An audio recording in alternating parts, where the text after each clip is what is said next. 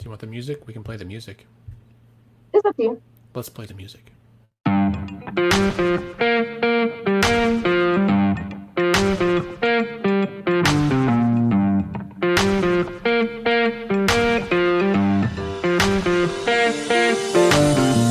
Hello, everybody, and welcome to Let's Pod This. My name is Andy Moore, and the governor keeps saying it, but it really is the new normal. Joining me today is Bailey Perkins. Hello, Bailey. Hello, Andy. This will be exciting because we just planned what we're going to say about 3 minutes ago. Scott was tied up at work and couldn't join us. My camera is on the fritz as we record. Who knows? It's Friday. Who knows what's going to happen? It is Friday. What a wild week in the life of Oklahoma politics. So we're going to talk about State Question 807, State Question 810, mask mandates, tribal agreements, PPP loan data, and maybe let's start with the big news of the week so far. Governor Stitt has COVID. And this is not what he intended when he said being a top 10 state. He's the first governor in the nation to contract COVID-19. Yeah, that we know of. I like that he said he was shocked that he's the first one. And then the sentiment on Twitter was like, you are the only one that's shocked by this, my friend. Like, we all were kind of waiting for it. So I had a big a tweet thread that, I don't know if we're still saying things go viral these days, but it was one of my most widely shared, indeed. After his press conference, and I wasn't trying to take any shots at him, but I wanted to clarify a few things. Number one, he said, and apparently keeps saying, that he is asymptomatic, but he's also saying he has symptoms. He's been saying he had body aches. He's like, I only have body aches. I'm asymptomatic. And I was like, you have a symptom. That means you are symptomatic. That's the definition of symptomatic, is having symptoms. I just don't want people to think like, oh, it's only a little fever. It's only a little body aches. It's not that bad. That means that's an indicator. That's an indicator. You should get tested and you should stay home.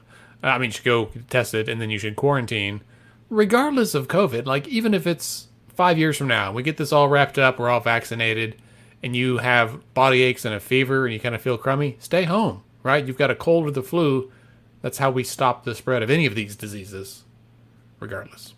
So, anyway, that was a very odd... That morning, I don't know about you, but that morning I started getting texts from people that are all like, everyone's saying, a high-level official, has COVID. Do you think it's the governor? I was like, I don't know. The Lost Ogle tweeted about it. My wife texted me because her boss said that she had heard from somebody. And I was like, it is 9 o'clock in the morning, people. Turns out, I guess word had gotten out. They were all very correct. And all eyes were on Oklahoma, per the usual, on things that aren't necessarily favorable. Mm-hmm. And so I was just talking to my aunt on the phone a few minutes ago, who says that she saw the coverage of Governor Stitt on TV, and she lives in Louisiana. So everyone was talking about how one of our highest ranking officials in the state has contracted this. And we've seen the governor at a lot of places. And so there's photographs going around of the governor at Walmart. We saw him at the Trump rally in Tulsa, where he was around the entire Oklahoma congressional delegation, minus Congressman Lucas and Congresswoman Horn. So it was, I'm not going to say inevitable, but it, like you said, it wasn't surprising to a lot of people that he's been in a lot of places, in public places, without a mask. Because that's how a lot of people are contracting COVID in these different places with crowds. Right. And now, like, last I saw, 4 members of his security detail were on quarantine because they had been tested positive as well. There was a restaurant that had to close down because he ate at that restaurant within the past few days. Right. And just to dispel the rumors, based on the timeline, he likely did not contract it at the Trump rally because that was a month ago. And generally, symptoms will show up in, 5 days or maybe a week or two. And so it's outside that time frame. Now, he could have got it from someone who got it at the rally. Like, that's possible. But also, we've seen, like, just the spread of the disease, right? 46 states, 48 states have increasing numbers of cases.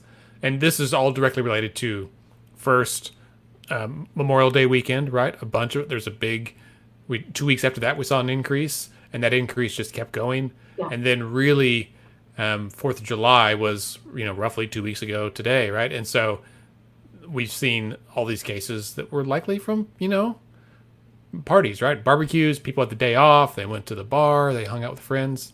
And like, if you and go people somewhere, are intentionally hanging out now as a way to protest masks, right? right? So we're seeing a lot of people intentionally going around other people without a mask on because they believe it's an infringement of their freedom to tell them to wear one. Which, you and I were joking before we started recording that these kind of protests and contrarianism, if that's a word, happened when seatbelts started being required too, right? But now we take it for granted. Now, not everyone wears their seatbelt, right? But if you don't wear a seatbelt and you're in an accident, it doesn't injure the other person, right? But with COVID, it does. And, I saw someone today, I need to tweet about this, but I saw someone today take their mask off so they could sneeze, and they sneezed into their elbow, which is what you're supposed to do. And I was like, okay, the whole point of sneezing into your elbow, right, that we've all been taught by our moms and our teachers and everybody else, is to limit the spread of droplets of your saliva, right? So that you don't spread a potential virus. Like, that's the whole idea of that. And we've got that down. And I'm sure that, the idea of sneezing into their mask, they didn't want to have a bunch of snot in their face or whatever. And it's just like a new thing. But they were fortunately like in the parking lot at Lowe's and away from everybody. But it occurred to me that, like, that's why we wear masks. Like, the best thing they could have done is keep their mask on, sneeze into it, and then go change their mask or whatever. Like, but it just highlighted, like, we many people in our society have not really made the connection about why we wear masks, right? And it's a change in culture. Yeah. It's a new behavior we're asking people to adopt. And there's already a distrust of the science. Yeah. And so we're also asking people, hey, do this new thing because it protects other people. And so it is an adjustment for a lot of folks to get used to. You got to cough, keep that mask on. Right. Take your mask off and cough into the air. So. Yeah. It's hard. Like, the whole thing sucks, right? I have a member of my family that, is like, I'm over it. Like, I'm just done. I was like, I get it.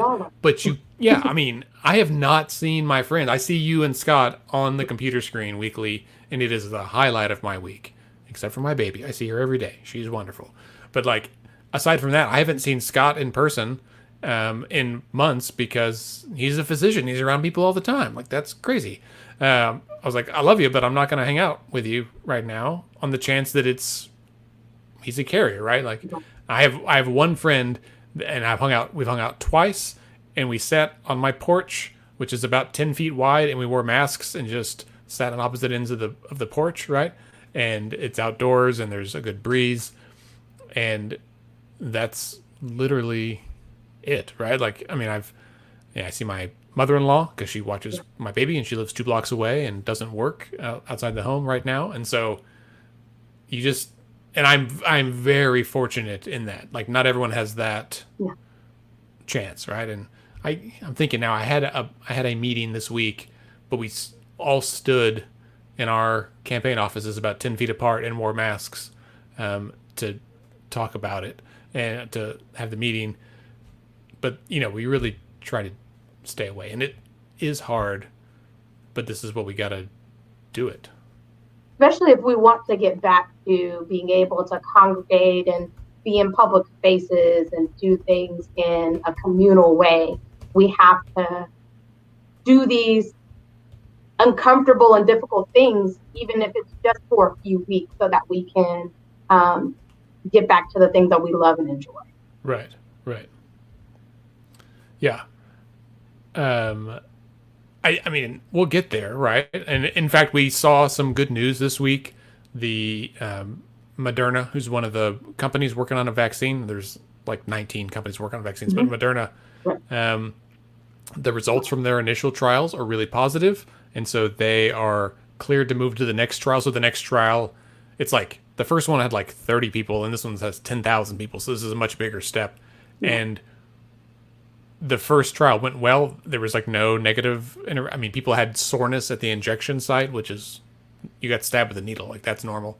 And so even Dr. Fauci said, like, there's a good chance we might have positive data by the end of the year. Not necessarily a vaccine, but positive data. And so that's a glimmer of hope, which is all we need. Absolutely. Just something that's not terrible news. Yeah. So, well, even while we're on the topic of the cultural changes and needs, I mean, even schools are trying to figure out and haven't fully solved what returning back to education settings will look like.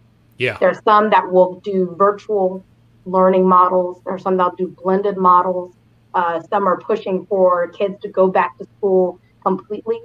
But if we can't get adults to wear masks regularly and abide by these new cultures, we're now asking kids to adapt a new culture and trying to understand, how you keep your neighbors. And so all of that while trying to maintain classroom decorum and adults maintaining their own safety as well. So I definitely, my heart goes out to all of the educators and the leadership of educational institutions who have to think through these really big challenges, especially when there's still divides and disproportionate access when it comes to internet service or kids who may not even have a computer at their house. So that's not even an option for some kids to do virtual learning. And so how you adapt at this time and keep kids safe is hard. And adults, not even just kids, but how do you keep the people who are working with children and their parents safe during this time? So. Yeah. It's a mess. And I think I talked about this last week on the podcast, but my kids theoretically have the option to go online, except if they do, then they lose their slot at their school because it's like a lottery system. And they wear masks. They have some neighbor kids that they play with, but we're not really.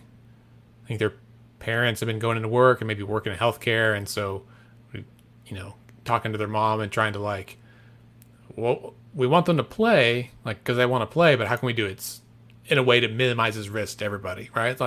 You can play Frisbee down the street. That's no big deal.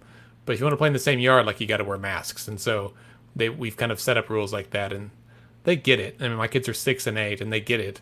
They don't like it. I'm like, I don't like it either. It's 98 degrees, and I had my mask on today, running in and out of the store. But it's just when I'm in there, and I come back out and take it off, and it's fine. So, all right. Well, speaking of masks, the other thing that's going on quite literally as we record is that the city of Oklahoma City is debating whether or not to institute a mask mandate. That's right. So Tulsa has already said yes, and it was a 7-2 vote. Yeah, which is required, right? So I know Oklahoma City, they have to hit that threshold in order to basically like an emergency order to implement it immediately. If it's a simple majority, it has to be re-voted on next Tuesday, I think. So that sounds about right. Yeah, so Oklahoma does not have a statewide mandate. We all know that. But you mentioned Louisiana earlier. Louisiana, Arkansas, Texas, Kansas, and New Mexico. All of our neighbors. Except for Missouri. Yeah. And I talked to a friend in Missouri today, and I said, who do you think is going to be first? And he said, no, we're both going down with this ship. Our states are just going to wait it out and see how many folks die. And I was like, well, and credit to Representative Nichols, because he had a tweet about this that said, while it's disappointing that we won't get a statewide mask mandate, because Governor Stitt's perspective is you don't want to pick and choose what freedoms that you withhold from people. And so he's not comfortable making that mandate, but he said at least he's not Governor Kemp, who is not only restricting municipalities from being able to put mandates in place, but he's suing the mayor of Atlanta for putting a mask mandate in place anyway. So this is really interesting to see a governor sue a municipality. Right. Although not unprecedented, and I was surprised it didn't happen here. I also wonder if part of the reason that's happening is because her name is being floated around as a potential VP. Vice presidential candidate? Pick, yeah, for Biden. Mm-hmm. And so I think there's like an additional layer of politics on that. Sure. Sadly. So we'll see. So Tulsa has a mandate, Stillwater, Norman, Edmond has basically won. I know a bunch of other cities are voting on it. Oklahoma City, of course, I kind of expect it'll pass, although it may be pretty close, given what I've been following on Twitter today.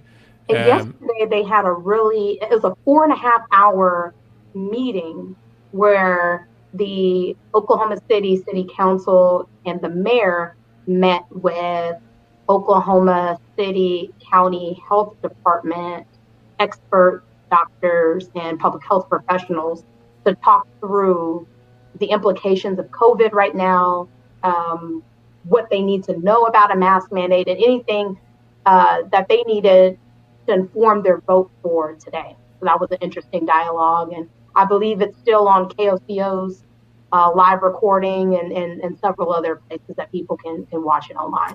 So this is good information. Well, and just like a quick scan of Twitter, there's several people are saying that the Oklahoma City City Council meeting is going about like a Parks and Rec episode. And if you are a fan of Parks and Rec like I am, says all that you need to know about what community meetings are like. All right, so let's pivot back to state level politics and talk about state questions. I'll start with ours.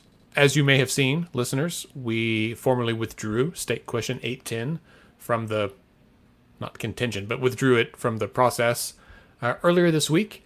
And a little narration on the timeline here. So, to our knowledge, the Secretary of State had a hold on signature collection across the state. He put that hold on back early in the spring, and it applied to all state questions, everything. And I had not seen or heard anything that it had been lifted until about 2 weeks ago. I got an email out of the blue from the Secretary of State that said, "Congrats, you can start signature collection on July 3rd." And so we called them and said, "Thanks, but isn't collection told, is the word, like stopped on a hold?" And they said, "Oh no, we changed that 2 weeks ago." And we said, "Oh really? We haven't seen anything." They're like, "Did you not get the letter?" I'm like, "No." And I say we, it was like me, and I talked to our legal counsel, and then I talked to folks from a few different state questions, and no one got the letter, and it's not on their website. So they emailed it to us, and it's just like a PDF, which is fine, but like, is notice really posted if it's not available anywhere, right? This is the question. And does it still count for the original time that they allegedly sent it out, or is it based on the time that you got that email? Right. Exactly. These were our questions. So at the end of the day, it kind of doesn't matter, but it was just shady, right? Like that's not necessarily legal or anything, but just par for the course with our initiative. And so we're like, okay, fine. And so we were theoretically allowed to start collection 2 weeks ago today, which would have been July 3rd, holiday weekend, height of the pandemic here, not the ideal time to collect signatures. And a lot of folks will ask, well, don't you have enough time to make the ballot? And the answer is no. Even though the election is in November, in order to be on that ballot, you have to have everything done. You have to qualify for the ballot and finish up collection, counting, validation, and any subsequent legal challenges. All of that has to be done by August 24th. So it's 70 days before the election. That's called the ballot counting deadline. Or the ballot printing deadline, excuse me. So they need a couple of months to print ballots, right? They're complicated. And so that's roughly a month from now, right? And there's no way for us to collect 200,000 signatures in the midst of a pandemic and get them validated and counted and get through legal challenges in that amount of time. That would be very optimistic, even in the best of times. Yeah. And it is impossible right now. And also, like, not safe. So Right. we said, let's kind of go back to the drawing board. We went ahead and let them know so that there wasn't confusion about what's happening out there. So the Secretary of State's office is also still closed. And if you remember, State Question 805, the criminal justice thing, had to take them to court in the Supreme Court to get them to open up to accept their signatures, right?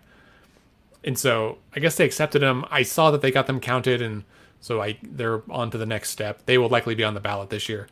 But I had called them several times. They did not answer. I did not get return phone calls. So I sent an email. And I said, we want to withdraw. Do we make an appointment? Do I need to mail it in? Like, what's the protocol Are here? you open? What's going Right, on? yeah.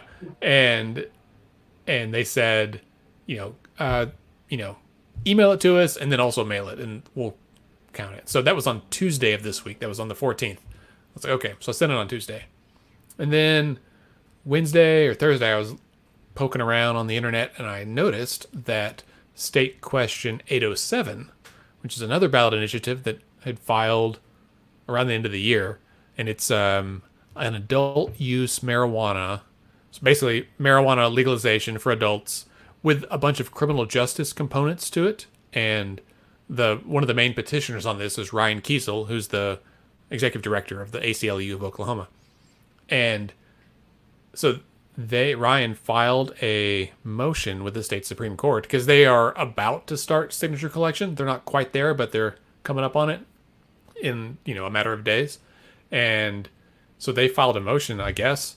I was reading it last night that basically asked the court to put a stay on signature collection because of the pandemic. Like, now is not the time. Back when the Secretary of State issued the stay, we only had like 29 cases or something, and now we have like 24,000 or something. And so it's like, well, if it was not safe then, it's definitely not safe now. Definitely, right.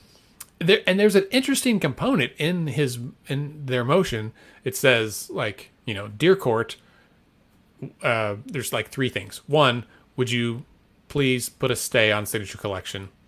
Two, if you won't, would you allow us to collect electronically, which other states have done? You could use DocuSign or some of these like software that capture everything, right? Yeah. And states have made There's exceptions. ways to do it securely. Yeah, securely, and like it still costs the campaign money. It's still not easy, right? But like the process is there.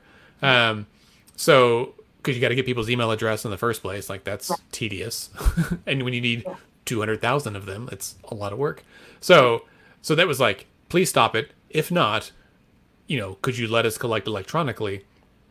And so that was interesting. And then it said, like, to be clear, we're not asking for the Secretary of State to stop signature collection because we don't actually believe he has the authority to do that. And I was like, well, but he did. Like, hang on a second.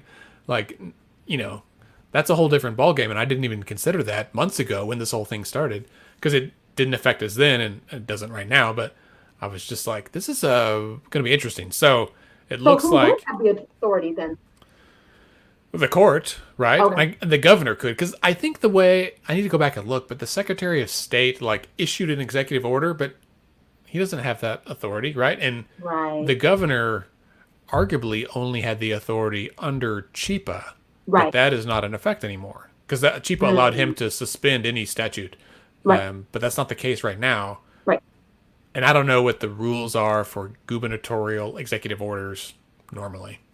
So, very curious. And so, again, that's an interesting question.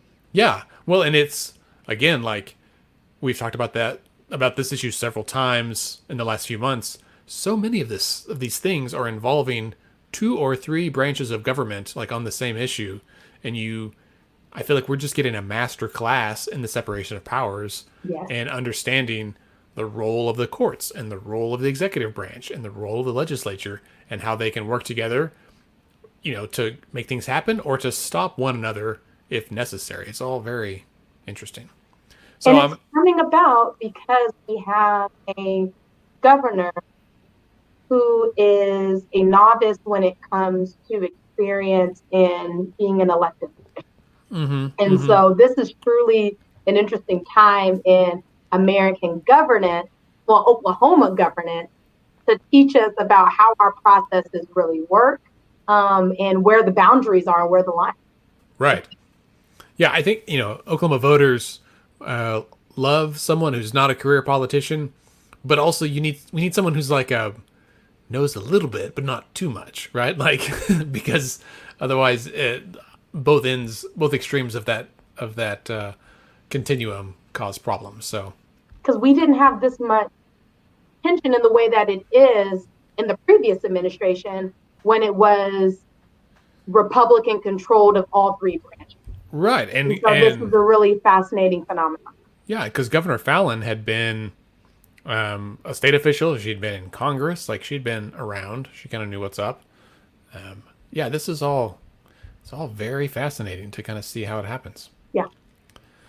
Well, the other, I guess, big news of the week at the state level is, last week we talked all about the McGirt ruling with Brian Jones, and if you somehow haven't listened to last week's episode, you should really go do it. I've listened to it twice myself just to like catch everything, and I still haven't caught everything, but it's really fascinating, and it's evolving even more quickly than we anticipated it would, right? So, Bailey, what happened this week?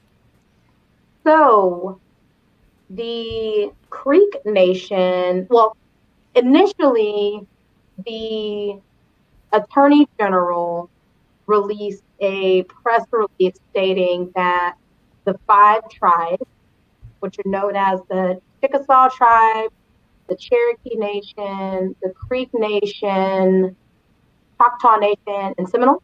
Yep. So the 5, they don't like to say civilized anymore, so 5 tribes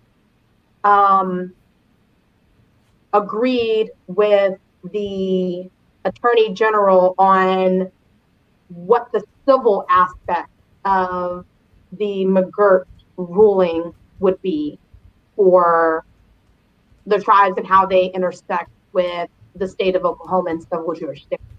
Yeah. So there are a lot of unanswered questions on what exactly the ruling means. And so even the ruling came out last week, and then quickly we've seen, this coming together and coming to an agreement. So, which indicates that there may be some gray areas or loose ends that weren't quite understood even when the agreement was first mentioned. And so today, the principal chief of the Creek Nation put out a statement saying they retract their position on that agreement. Andy, I'm sure you can get into more details of why specifically, but there's definite concern among the tribe of what exactly is in that agreement. And the main argument is they want to protect their sovereignty and want to challenge anything that would take away from their authorities as sovereign nations. Yeah. So whatever was in that agreement, challenge that in their perspective. Right. I wonder if this has just happened all too fast. Like, so basically, we got hosed for 100 or 200 years, and then last week, the Supreme Court said, no, you've got 19 million acres more than you thought you did. And then for this week, for them to be like, oh, no, the state can, have control over it. I think at least 2 of the tribes were like, hang on, can we just sit on this a minute? And I know that there are obviously pressing concerns, but they could maybe, in my mind, I don't know, but they could reach some agreement about those specific concerns without making sweeping decisions that affect things long term, right? And so it is really fascinating to see, I think it go from, General Hunter had said, the 5 tribes have agreed on this. And it's like, well, did you really just mean the 3 tribes? Because 2 of the 5 have pulled off now and said, no, not us, those other guys. So it's just the Choctaws, Chickasaws, and Cherokees that are still on it, right? The Seminoles and the Muskogee Creek have pulled off. So, and I was very shocked at how quickly an agreement had derived, because this Supreme Court ruling feels like yesterday. And I wonder if, I assume that Hunter kind of had plans, both ways, right? Like if the state won and if they didn't, and then he like sent it over and was like, how's this? And everyone, if they, if I don't hear back from you by noon, I'm going to assume you're cool with it. and didn't hear back right away, and was like, "Great, everyone's fine. Let's put it out in the press." And so that's I feel like General Hunter has feels like. yeah. So He's had a good run, but I feel like this is a big stumble for him. So who knows?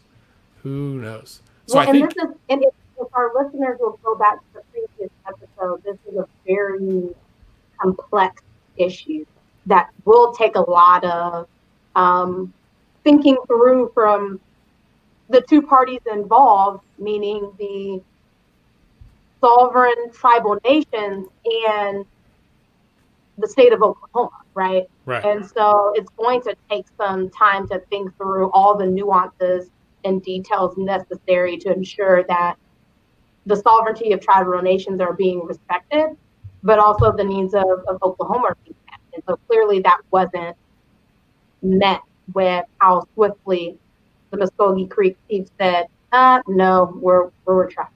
Right. I mean, if you would consider, I mean, like you said, this is an agreement between sovereign nations, right? So let's say that Canada, the U.S., and Mexico had to come up with like a unified plan for how to pursue criminal justice cases for, Canadians who commit crimes in the U.S. and Americans who commit crimes in Mexico, and all this. They're not going to hammer that out over a week, right? Like it's going to take a while. And so for this just to pop out seems like, and even the way it was worded was like, did someone roll over? Like what, and clearly not. That's not the case. So I expect over the weekend we will see, usually Sunday is like a big ticket day for some of these reporting things. And we'll see what it says. And that reminds me to go back to say question 810. I didn't say this earlier, but for our listeners who are supporters of People Not Politicians and our effort, just to assure you, that fight is not over. Like, we are 100% still going to end gerrymandering in Oklahoma. It just won't happen in November of 2020, but it's going to happen as soon as we can. I've had a bunch of calls today looking at a bunch of options, and I hope to have a real good plan laid out here in coming weeks for what this looks like. So stay tuned. And it's important for our listeners to remember that change is often incremental in this country. And we have a lot of systems and checkpoints in place that ensure that we can make decisions in a thoughtful and intentional way. Yeah. And so there's a lot of the issues that have been ongoing that take a long time to get to. So I think Medicaid expansion is a great example. Oklahomans have been pushing for this, and advocates have been fighting for it for almost a decade now, right? Yeah. And so it took a while for it to come to fruition and for the right plan to be put in place and all that kind of stuff. And so I think the same applies to the effort to end gerrymandering. Yeah. Well, and I'm going to read the statement that Senate Pro Tem Greg Treat issued today about our withdrawal. He is the only one that has issued a statement that I've seen so far, and he's been one of the more outspoken opponents to our effort. His statement says, "The whole idea that redistricting in Oklahoma is broken is a made-up narrative from out-of-state liberals looking to turn Oklahoma into the next California. Democrats never complained about redistricting until Republicans were in charge. Their complaints now are a totally transparent attempt by liberals and progressives to try and gain a political edge in Oklahoma. The Oklahoma Senate will continue to carry out its redistricting responsibilities in a professional and thorough manner." Now, it is somewhat impressive for him to get liberals twice and progressives and California all in one press release. That's pretty impressive, I mean, it's on message in the conservative messaging. So. That's right. He just left out, China, socialism, AOC, Pelosi, and all the other buzzwords. Now, here's the deal. We've already put out our statement in response to. I quickly typed it out on my phone because his statement's funny. Like, it's funny to me because we're not California progressives. Like, it's a bunch of Oklahoma folks. And he's exactly right. Democrats did not complain about gerrymandering until Republicans were in power because the Democrats were gerrymandering for 100 years. But back then, the Republicans complained. And now you don't see them saying boo about it. And so this is the whole point. It doesn't matter which party you are. It shouldn't be happening. That's right. It is not a partisan issue. It Right. is a power issue. And he hit the nail on the head. I left that part out of my statement. I just told him. The thing that's ironic is that we withdrew on Tuesday, but they just put the statement out today. And today is Elbridge Gerry's birthday, the guy for whom gerrymandering is named. And so I was like, on his birthday, you're going to celebrate the fact that you get to gerrymander? Like, this is blowing my mind. But Well, and Andy, the pendulum always swings politically. So Republicans will not be in charge forever. So eventually there'll be a day where Democrats go back into power right, to where now gerrymandering will become an issue again. right. So it doesn't matter who is in charge. Like, eventually the issue's got to be addressed. That's right. So, I would guarantee that Democrats now are wishing they had fixed this when they were in office, so it's not still a thing. And there will be a day when Republicans wish that they had fixed it. And I'm telling you, from someone who has had it with both parties, like, it's hard to get the pendulum to swing to the middle and be like, grab it and say, okay, stop. Like, let's take this one thing off the table for you guys to fight about. Let's let the lines be drawn by a independent commission of regular, businessmen and teachers and veterans and pastors and, moms and dads and regular folks. Yeah. Let voters draw the lines. You guys run for the offices that we draw, and then we'll move on down the road and we can, argue about something else. yeah.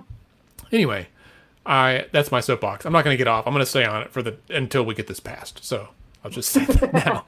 All right. Well, I think the only thing left on our quick list of things to talk about today is the PPP, which is the something protection plan payment. Paycheck protection plan. Paycheck protection program. I'm sorry. program. Paycheck, Right. yeah. Paycheck protection program. The government does love a good acronym, I will say. So this was the big Not to be program. confused with PPE. Right. Because I had to get my mind wrapped around that for the longest. That's right. Paycheck protection program is different from our protective equipment to keep Right. it. It's in some ways we need PPP to buy PPE. Yeah. At least some Absolutely. entities, arguably. But yeah, so this is one of the big federal programs designed to give money to small businesses to help them weather the storm. And they've had 2 rounds of it so far. The first one got gobbled up right away. The second one took a little bit longer for people to apply for. Lots of problems. Not everyone got funded, and not everyone got all the money they asked for either. They were building the plan as they were flying it. And Yeah. so this is a prime example of why it takes a long time for decisions to be made in government, because when we rush into things, we find a lot of loopholes and questions and challenges. And then we end up having a program that's supposed to help uplift businesses, including our small businesses. And then we end up seeing our larger entities that have, the right teams and things like that to be able to go in and gobble up a lot of the funds. Yeah, right. That's right. So it's, I'm good friends with the folks that run the Tower Theater here in Oklahoma City. In the spirit of full disclosure, Steven Tyler from the Tower is on the board of Let's Fix This. And, they've tweeted a lot about their situation, and they've been trying to weather the storm, but they had to let employees go. And based on the tone, it sounds like they're reaching the end of their capacity here and really, saying, like, we need your help from the public, and also, like, we need the feds to do some more, because this pandemic is not over. Like, we're only 5 months in. What happens for the next 7 months or however long?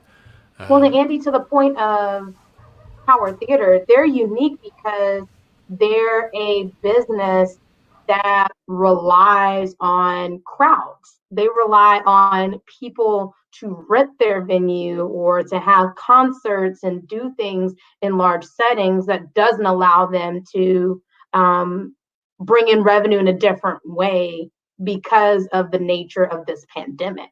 And so it's not like a restaurant that can retool and do carry out, or, a business that can help spread people out, 6 feet apart. This is a very unique thing for those that are in the entertainment or tourism industry. Right. Yeah. And I mean, and there's a bunch of others like that, right? There's Yeah. a lot of folks that are in tight spots. This is one tiny example. So the data that came out, and the Frontier has a great story on this, and I will try to link to it in the show notes.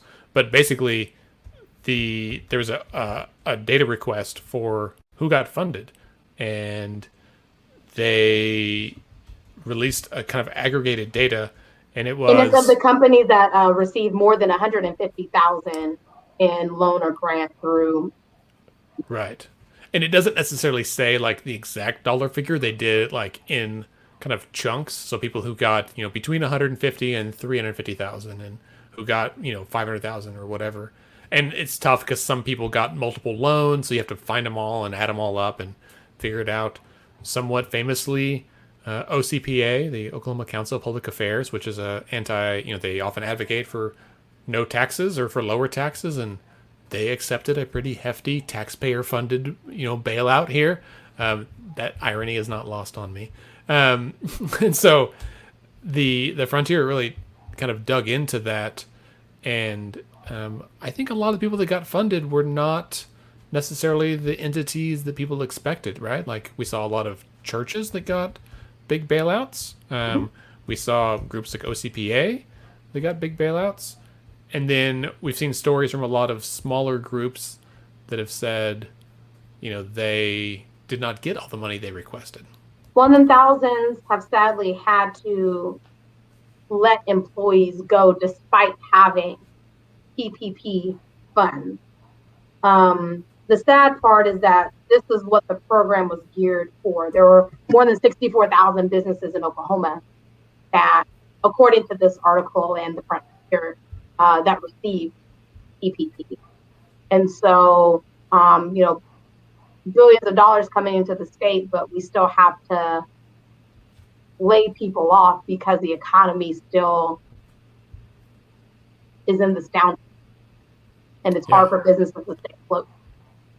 Yeah, it's what a time to be alive, Bailey, let's end on a positive note. I saw online that the Regional Food Bank of Oklahoma and the what's the Tulsa Food Bank called? Community Food Bank of Community Food Bank, yes.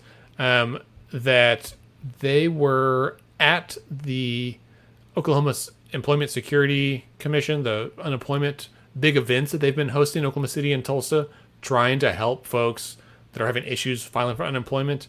I saw that the food banks were out there this week. Looks like almost every day, and maybe some last week to help. What were you guys doing?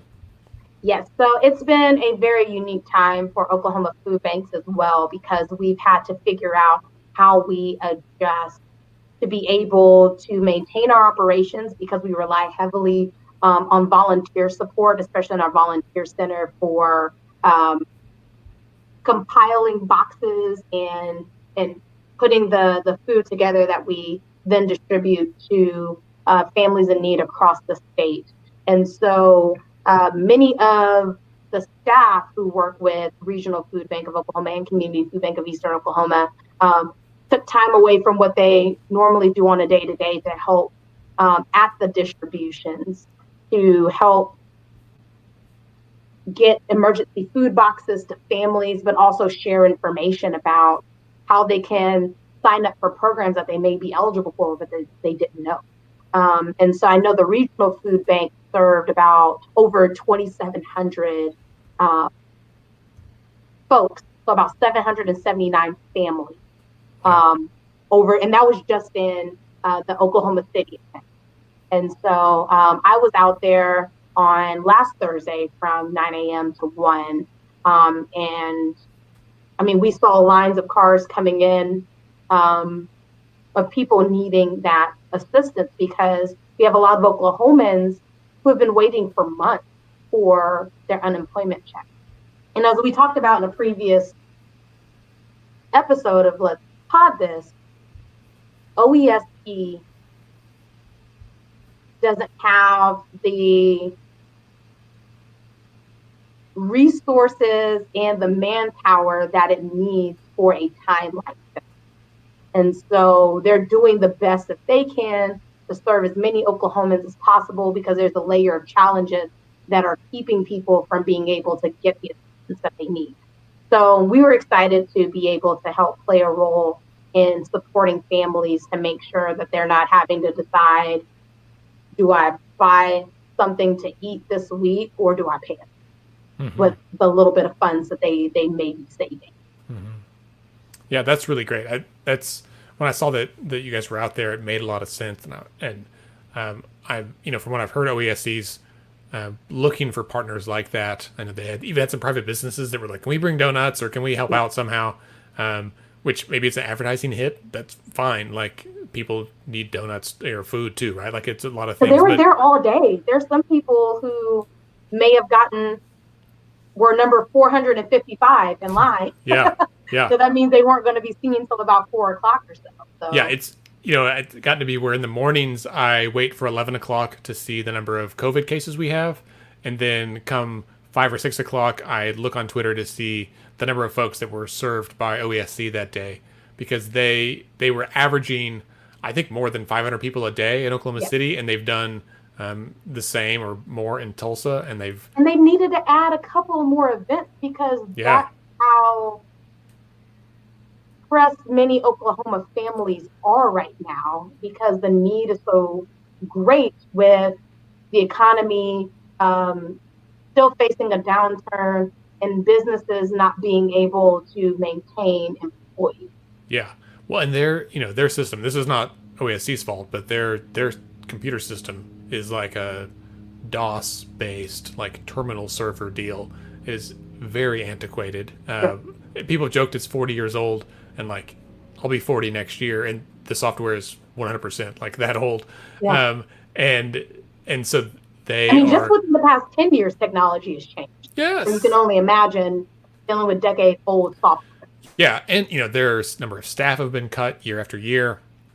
And so I saw that they, in a press conference earlier this week or last week, Shelley Zumwalt said that they had 50 new phone agents starting, and then they'll have 50 more start in 2 weeks. So they're trying to, like, hire up so that they can, because they're going to need people on an ongoing basis, right? Because when you file for unemployment, you have to file subsequent, weeks to keep the benefits coming, so that they know you didn't get a job in between or whatever.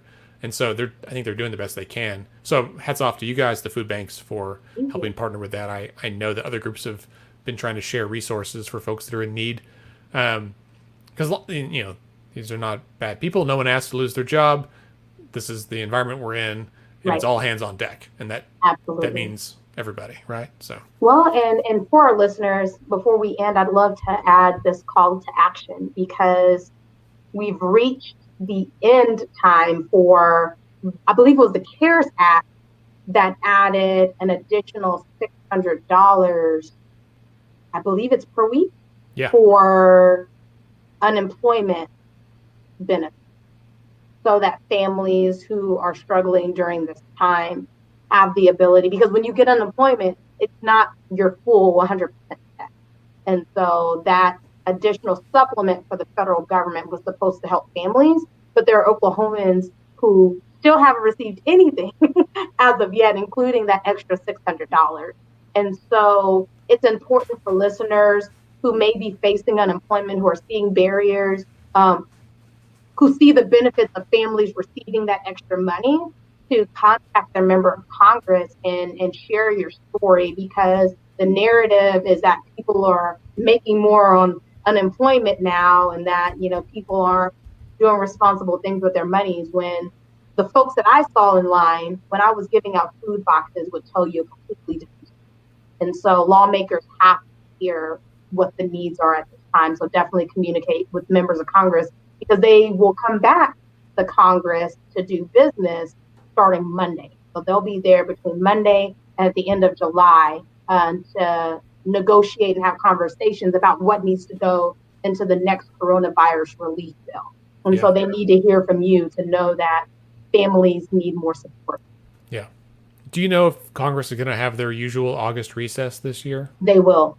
Okay. And then, so there's rumors that either they could come to an agreement before August recess, or they'll be working through negotiations, and then we'll have something in September.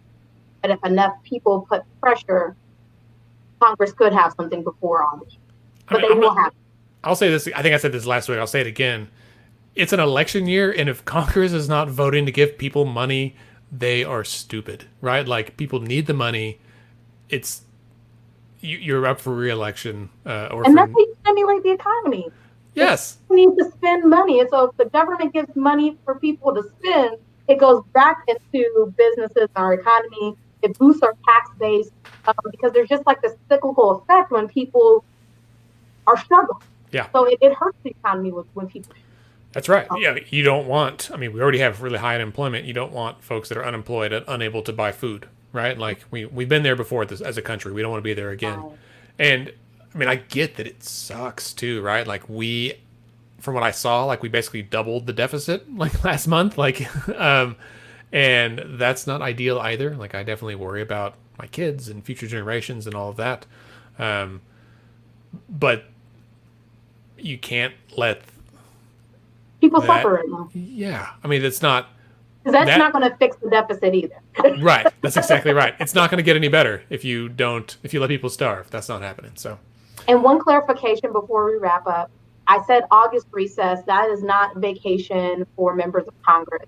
That month of August is when members of Congress go back to their legislative districts so that they can be among their constituents and do business back in their home state. And so that is definitely the time to get in front of your member of Congress and message them on their email or their staff or whatever, because they'll be back in Oklahoma for an entire month. So that's definitely the time to get in front of them. Yeah. And I will say from my experience with now with Congresswoman Horn, but previously with Congressman Langford, now Senator Langford, and Senator Inhofe, like whenever I've called any of my federal legislators or lawmakers offices, I've always called their district office, because those are people here, right? There are people who live here that work there.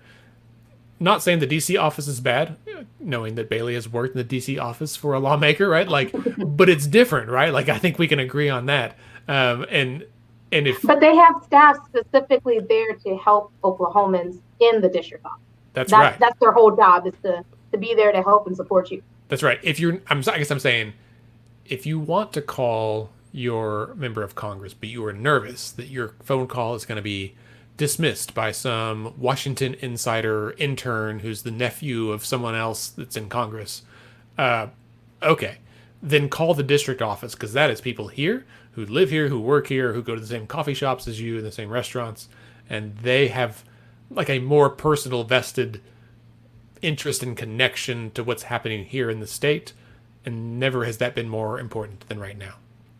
All right, let's end on that note, Bailey. That was great. Thank you, Bailey, for being here and for your illustrious contributions, as always. Well, thank you. I'm glad to be a part every week. We don't use the word illustrious often enough. I'm going to put that into my repertoire. It's a good word. That's right. Listeners, thank you for being here as well. This is, we always appreciate it. Please feel free to hit us up on Twitter, Facebook, Instagram. We are at Let's Fix This Okay. You can send us an email, podcast@letsfixthisokay. We'd love to hear from you. Sometimes it's like a mailbag. We get questions from listeners, and we'd love to respond to that. That's fun too. Don't forget to rate and subscribe to the podcast. Tell your friends. Don't forget to wear a mask. It is the single easiest and most effective way that you can help reduce the spread of COVID-19. Keep your friends, neighbors, and grandma healthy. I would personally love for my grandmother to be able to hold my daughter before my grandmother dies. Baby's doing okay. Grandma's almost 90. Let's work together here. Mask up for Mary. That's what I've been saying. Let Mary hold Margot. That's what we want to do. All right, on that note, have a great week. Everybody, be safe.